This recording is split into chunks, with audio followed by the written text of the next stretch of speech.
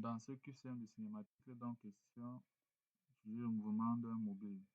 Donc, on nous dit que le mobile a un mouvement rectiligne uniformément varié et la vitesse est donnée sous cette forme-ci, racine de 5x 36 mètres par seconde.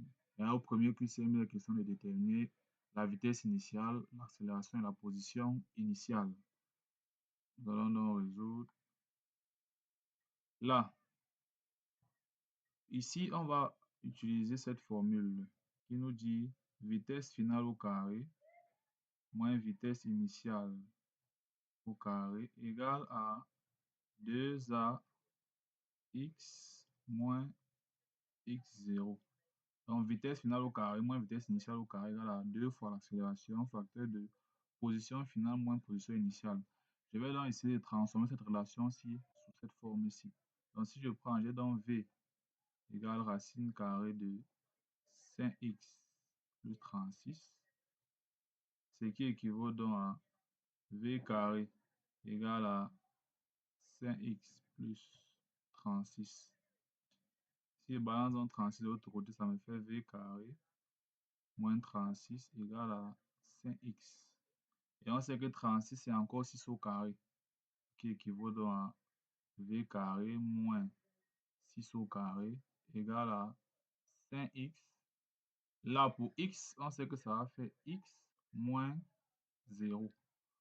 Si on procède donc par identification, si j'appelle ça la première relation et ici la deuxième relation, si j'identifie dans les deux relations, on va donc constater ici que V0 qui est là correspond à ceci. Donc ça sera égal à V0 au carré. Si je récupère la relation, ça fait donc V carré moins V0 carré égale à ici 2A. Ça suppose donc que 2A facteur de x moins x0. Ça suppose donc que 5 ici égale donc à 2A. 6 au carré égale à V0 au carré et 0 égale à x0. Ceci implique donc que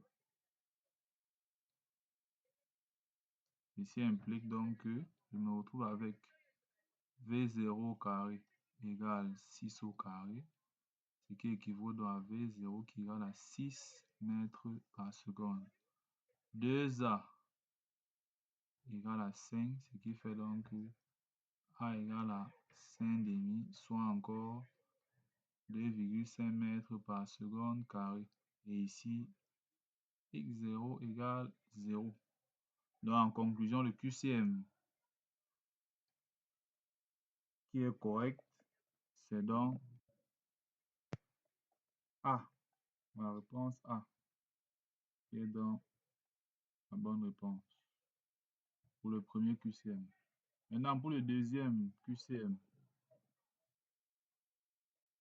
Au QCM2, on demande de calculer la valeur moyenne de la vitesse entre deux instants, T1 2 secondes et T2 8 secondes. Donc, on sait que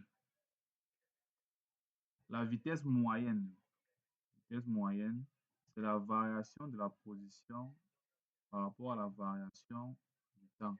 Donc, ce qui signifie, comme ici on a T2 et T1, on va donc prendre x2 moins x1 sur T2 moins T1. Donc, le problème maintenant va se poser, c'est de trouver x et x2 et x1. Pour ce faire, on va passer par l'équation horaire.